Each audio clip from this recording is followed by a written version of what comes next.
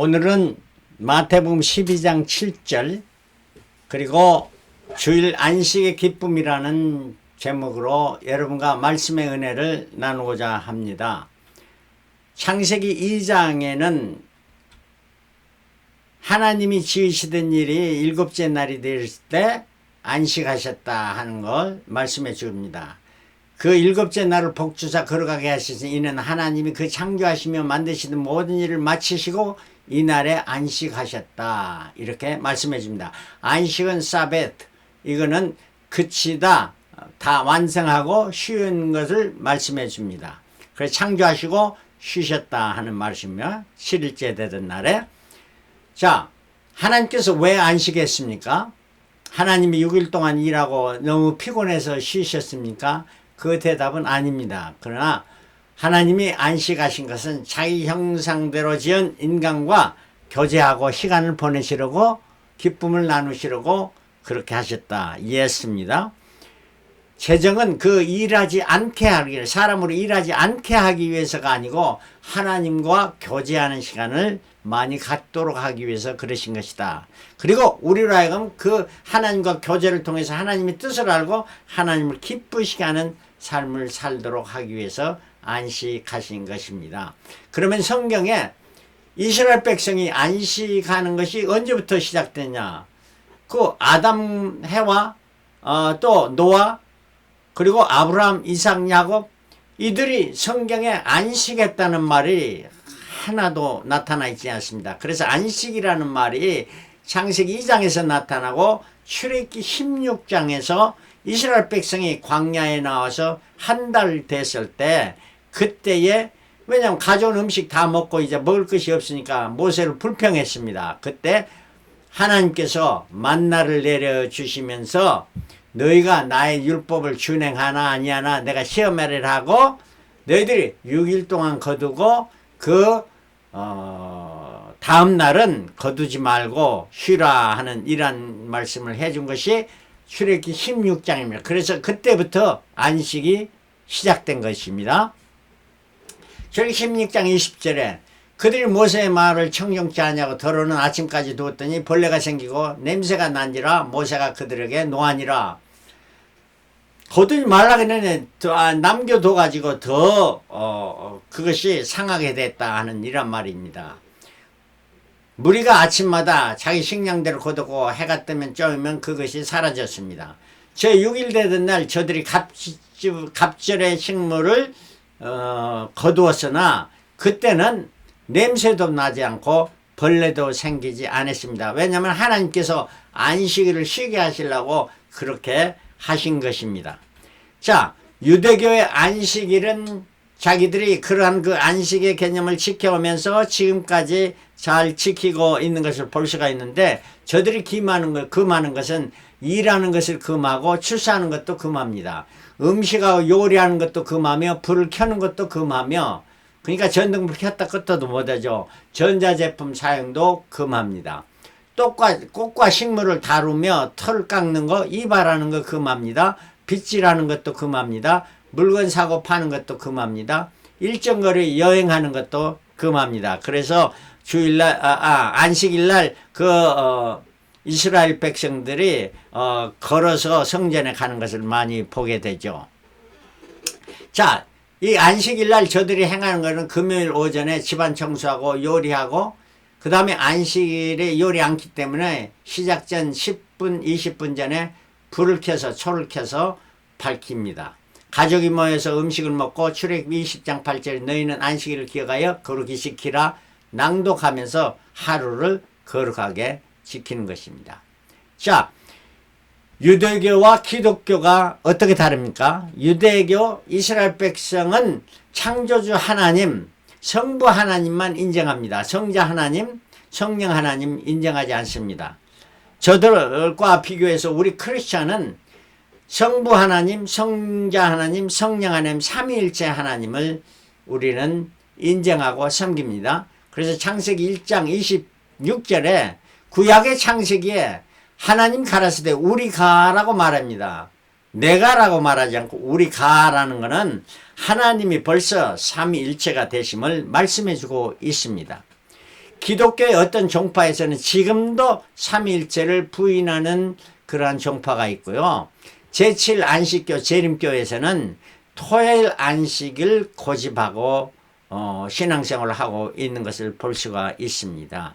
자, 그 안식일 토요일 안식을 지키는 것보다 주일 안식일 것이 원칙적으로 맞고 이렇게 해야 됨을 오늘 말씀을 중점적으로 말씀을 나누고자 합니다. 이 말씀을 나누기 전에 우리가 주일날을 안식일로 지키고 거룩하게 지키는 성일로 지키는 그 근본 원인을 어디서 찾아야 되느냐? 예수 그리스도가 하나님이시다. 삼위일체 하나님이시다. 이것이 분명하면은 주일을 지킬 수밖에 없는 것입니다. 자, 그래서 이스라엘 백성이 과거 출애굽할 때에 광야 생활의 세 가지 가장 더 중요한 사건이 있고 또한 중요한 물건이 있습니다. 그것이 무엇일까요? 첫째는 오늘 말씀에 만나를 내리신 사건입니다. 40년 동안 뭘 먹고 삽니까? 만나를 먹여주시는 거지요. 그래서 16장, 출애굽기 16장에 출애굽한 한 달에 신광야에 있을 때에 만나를 내리셨는데 33절에 또 아론에게 이르되 항아리를 가져다 그 속에 만나 한 오매를 담아 요 앞에 두어 너희 대대로 간수하라. 그러니까 샘플로 아론의 항아리에 만나를 담아서 요 앞에 두라. 그러면 34절에 그 요 앞에 두는 거는 증거판 앞에 간수하라. 이렇게 말합니다. 그런데 여기서 좀 증거판 앞에 하는 거는 아직 증거판이 없습니다. 왜냐하면 증거판은 출애굽기 20장 넘어서 30장 돼야 그때야 증거판이 나타나게 되는데요. 그거는 이미 그렇게 이제 증거판이 있을 걸 생각하면서 증거판 안에 두라고 이렇게 말씀하고 있습니다.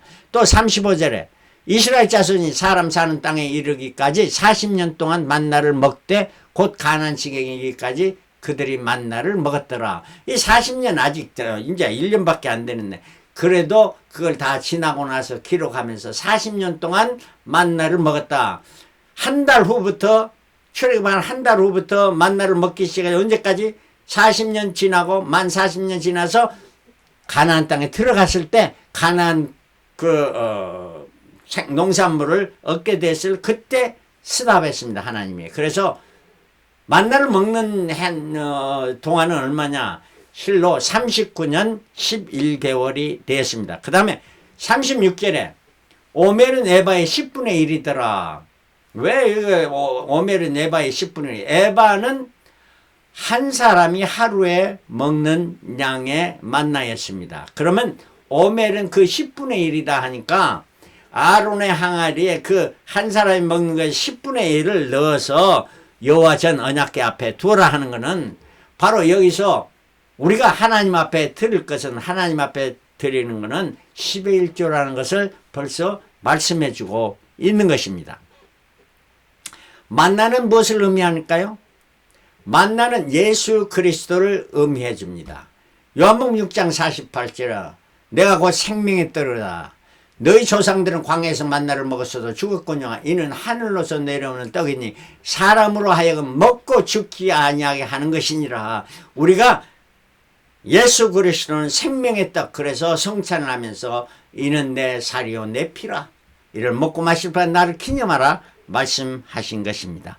그래서 만나 항아리, 이거는 예수 그리스도를 예표해 주고 있습니다. 두 번째 사건은 십계명의 돌판입니다. 십계명을 주신 때는 출애굽기 20장이고 또 십계명을 만들어서 내려올 때는 모세가 이제 그 다음에 몇 번 올라가서 하나님께서 그 십계명을 돌판을 하나님 만드시고 하나님께 글을 쓰셔서 이렇게 주신 것이 십계명입니다. 그러나 이스라엘 백성이 우상을 숭배함으로 모세가 그걸 깼는데 다시 모세가 돌을 만들어서 올라갔을 때 하나님께서 그걸 다시 쓰셔서 그게 십계명 두 돌판입니다.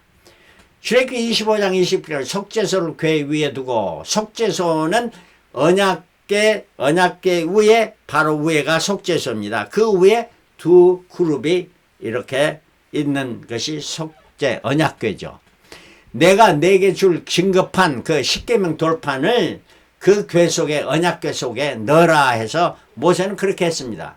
그래서 역대하 5장 10절에는 궤 안에는 두 돌판에 아무것도 없으니 이것은 이스라엘 자손이 애굽에서 나온 후 여호와께서 언약궤를 세울 때 모세가 호렙산에서 그 안에 넣은 것이라.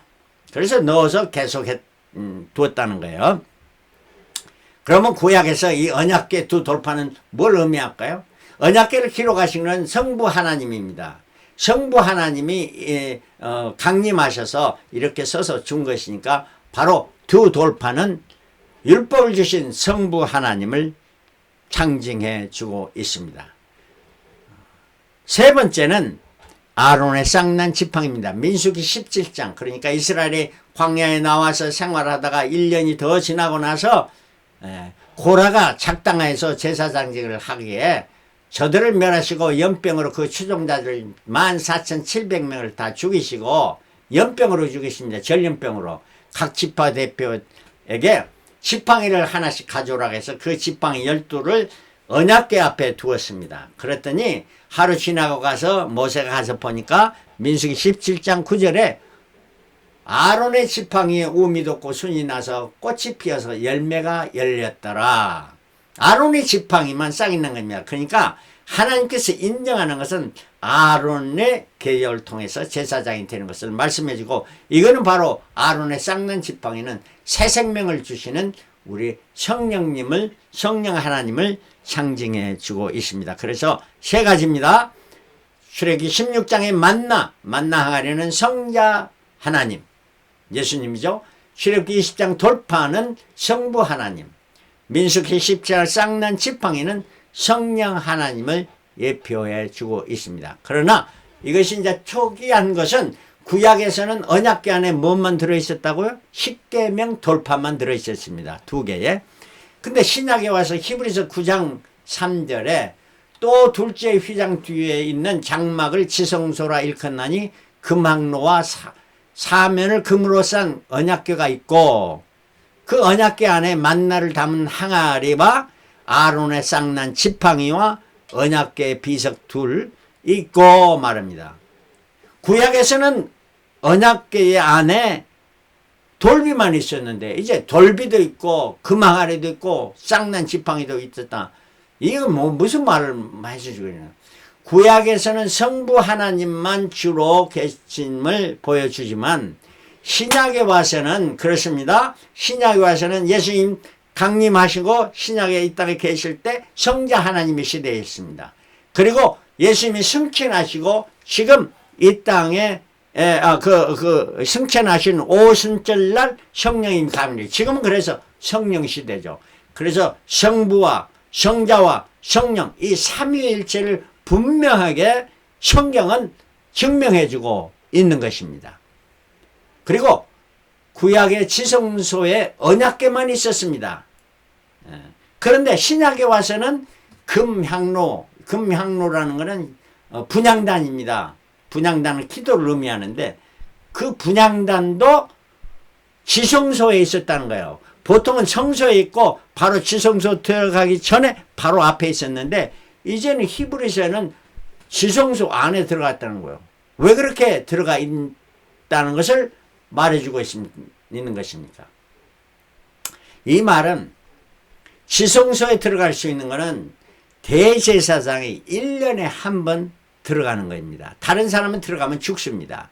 그러나 예수님께서 십자가에 달리실 때 그 성소의 휘장이 찢어졌습니다.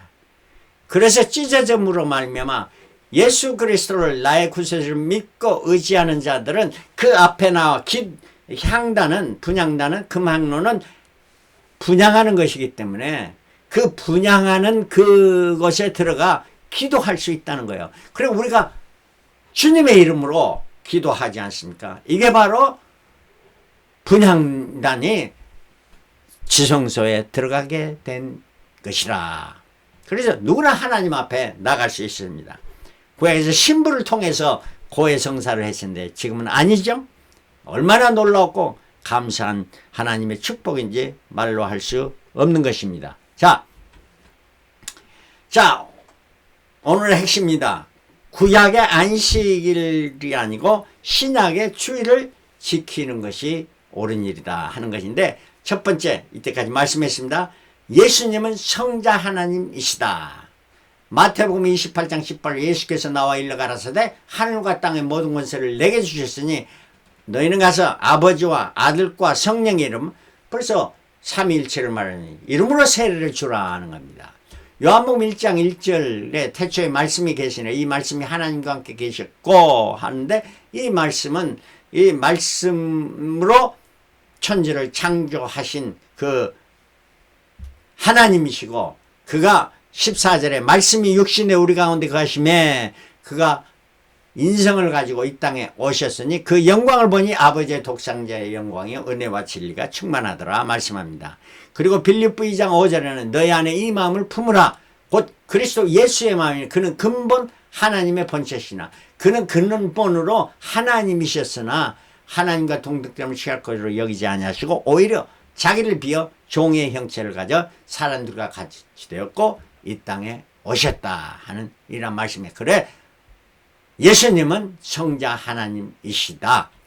두 번째로 하나님은 이스라엘의 원력을 민간력에서 종교로 바꿨습니다. 출애굽할 때, 그 시작할 때 이달을 너희의 달의 시작 곧 해 첫 달로 되게라. 그래서 민간력을 7월 달을 저들이 1월로 해 시작으로 시작했는데 이제 그걸 바꾸시고 종교력으로 6월절이 있는 그 달을 첫 달로 시작해라 했으면 바로 7을 1로 바꾸라는 겁니다.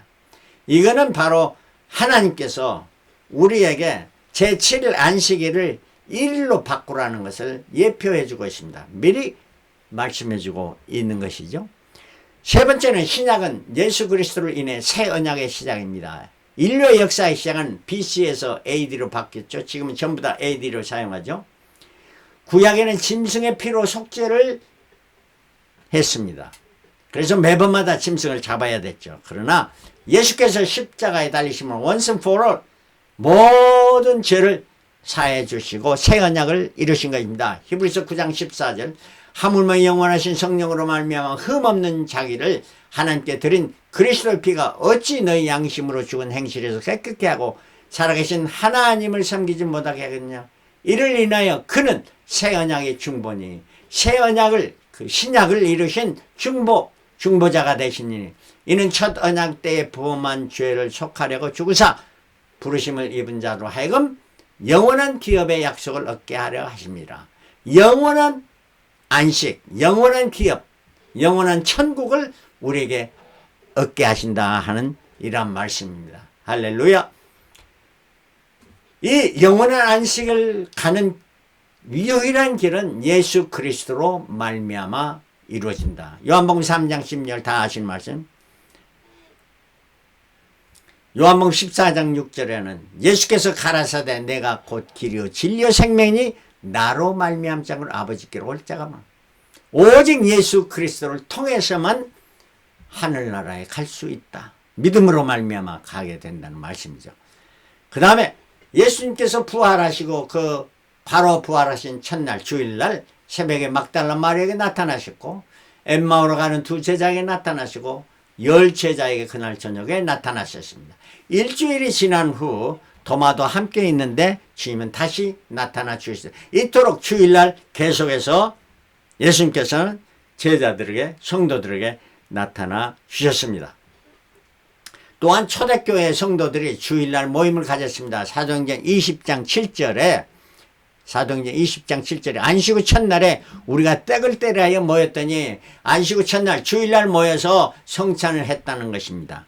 고린도서 16장 2절 매주일 첫날에 너희 각 사람이 이익을 얻는 대로 저축하여 두어서 그래서 헌금을 저축해서 내가 갈 때에 사도 바울이 내가 거기 가면 연보를 그때 갑자기 하지 않게 하라 이렇게 말씀하십니다.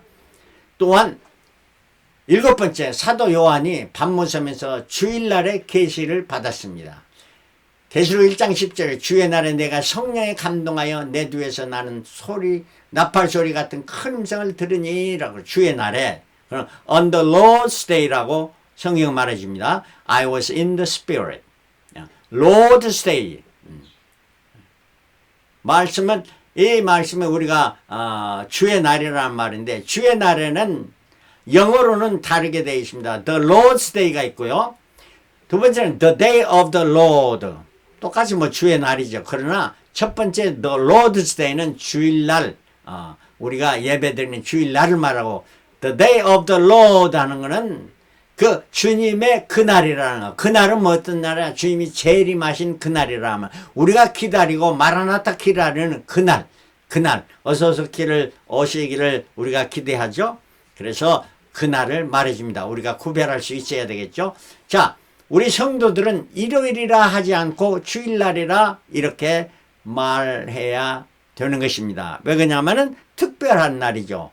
월화수목금토일 하면은 이거 똑같은 날이고, 그러나 일요일 성일날은 주일날입니다. 그래서 나는 주일날 주예전에 나가 예배드립니다. 이게 옳은 말이지. 나는 일요일날 교회 갑니다.